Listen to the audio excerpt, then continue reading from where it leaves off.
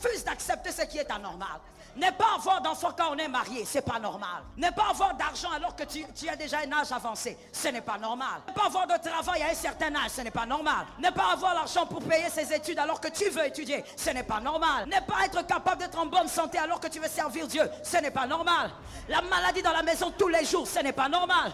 Tout ce qui n'est pas normal doit être refusé. Tout ce qui n'est pas normal doit être réfuté.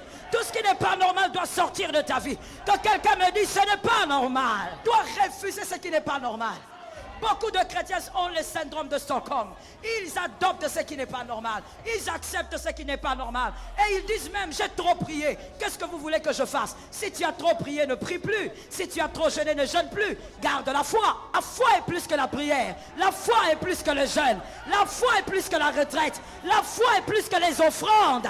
La foi, c'est par la foi qu'Abraham est devenu le père de la foi. Ce n'est pas par les offrandes, ce n'est pas par le jeûne, ce n'est pas par les retraites, mais c'est par la foi. Que quelqu'un dise ce matin, cette chose qui n'est pas normale me quitte.